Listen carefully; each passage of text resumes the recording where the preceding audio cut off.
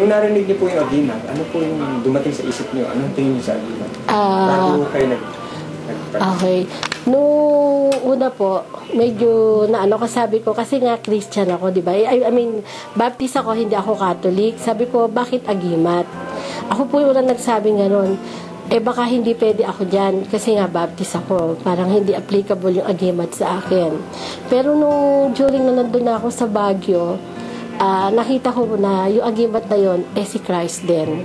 Kasi ang nagustuhan ko nga sa agimat, kahit na Baptist ka, napagsama-sama Iglesia ni Cristo, tapos yung Catholic, binigyan kami ng chance. 'Di ba yung sa huli, yung sa mass, actually pari yung nag-sermon, pero we have given our part. Kahit na ako as Baptist, pinag-pray ako, then yung Iglesia ni Cristo.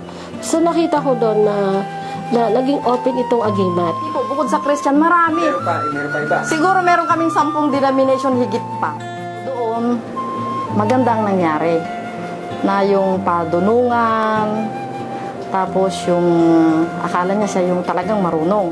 Akala niya nakakalamang na siya, akala niya malakas siya, akala niya alam na niya lahat. Pero pagdating namin doon, nagkaroon kami ng self-assessment. Na nakita nga namin, marami kaming pagkukulang sa isa't isa.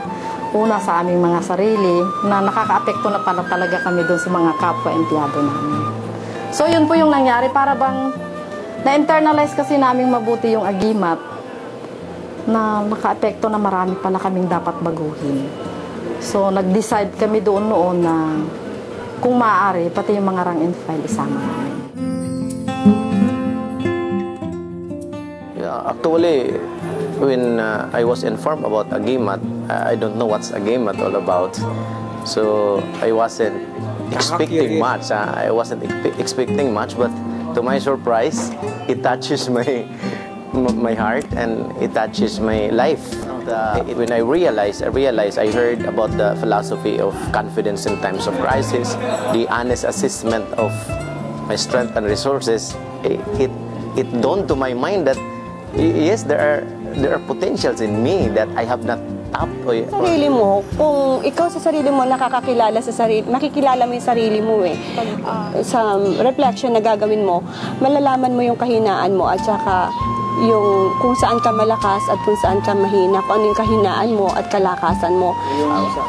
And also in my family, I wanted to make an agimat within my family alone with the children and me making a little agimat workshop. Nung pauwi na siya, na ano daw niya sa sarili niya na pagdating ko ng bahay, kasi bago na ako ngayon, kailangan ipakita ko sa pamilya ko na napakaganda ng buhay, na mayroong pag-asa, na ako pala ay nakabangon na. At yun, nagkaroon siya ngayon ng magandang pananaw pagkatapos ng seminar, at sinabi niya sa sarili niya na yung kakalimutan na niya yung pinagdaan ng pagsubok, haharapin na niya ngayon ng maganda yung bukas. Kasi nga may experience kami one time, yung broken family. After ng isang session sa umaga, di ba 2 days yun, ay yung may series ng araw. Yung first day pa lang, umuwi na siya sa pamilya niya kasi 2 years na siya hindi umuwi. Inuwian niya na yung asawa niya. So sabi ko, may times kasi na may ginagawa tayo sa buhay natin, na minsan kahit anong gawin natin, feeling natin may kulang. So nung time na yun ang feeling kong kulang sa akin. Kulang ko spiritual enlightenment.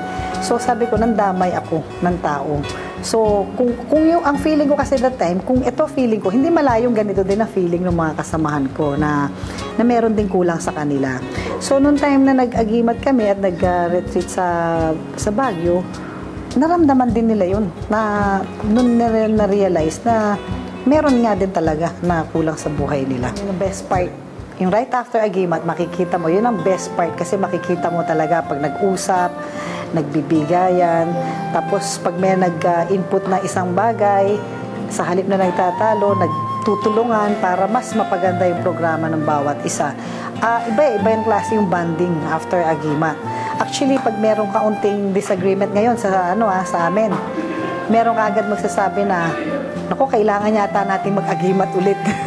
Parang yun yung nagiging ngayon na, or kaya may problem, any problem na minsan hindi nila matackle. may agimat tayo or parang may magpapaalala sa isa. Sabihin, may agimat ka, hindi mo pwedeng, walang problema hindi kayang solusyonan. Ang nakita kong malaking effect talaga sa amin is mas nagkakaintindihan at mas yung working relationship na iba. They realized na it could really help our initiative sa city in developing good character. Kasi we try to consolidate yung dreams at saka yung commitment to their dreams. Many have parang renewed their commitment to the family, to service, to Bayawan City. And they find it, yung mga stories ng mga apo, they find it so relevant and significant in their life. Agimat, when it was introduced, it was yung mga participants namin is yun doon sa different sectors, no? Then through that, there were a series of agimat conducted by Father Ted, and after that, yung technical working group namin sa Character First Coalition ay nag-usap sila, and then they started to adopt the agimat way of training. And then they have done that already on several occasions doon sa mga bata, no, yung nandun sa college at nandun sa high school, who are also student leaders, no. Agimat is kind of a storytelling session where you discover your own stories and you discover the relevance of each other's stories. Sabi nga nila, pag nakita mo yung kwento ng buhay mo, pag nakita mo yung halaga ng kwento mo, nagkakaroon ng kwenta yung buhay mo. And that's why Agimat, I think, is very integrative.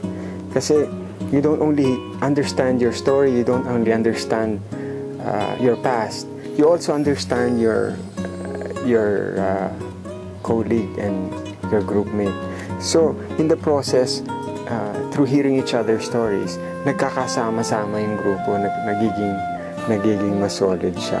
And to me, this is the strength of Agimat, and how Agimat can bring people together towards a certain goal. It starts from that person, that story of that person, all the way to the story of the group. Parang nagkakaroon ng meaning yung kasaysayan, nagkakaroon ng halaga yung nakaraan, and suddenly the organization or the group start to develop its own story and its own identity. Ito yung mga maliliit na istorya, pero nagbibigay ng inspirasyon sa akin sa bayan ng San Isidro. Ito yung mga istorya na hindi nadidinig ng mga walang pangalan, na hindi naka-TV. Kanina yung sa TV, yun ang mga nati-TV na talagang mga magagaling din ng mga taong tumutulong. Ito yung mga tao sa San Isidro na kamukha Emilio, para ipakita lang sa atin na ang pag-asa ay nasa atin. Na tayong lahat ay may agimat sa loob ng ating katawan, na kamukha nila sa loob ng ating puso, na hindi lang natin inilalabas. Meron din tayong agimat, na itong agimat na ito ay isang liwanag, na pag inilabas natin yung ating liwanag at nakita natin yung ating liwanag, inilabas natin sa ating palad, sisikat ang bawat isa sa atin.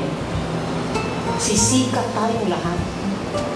Itong sikat na ito, yung sinag na magbibigay ng sinag sa buong Nueva Ecija.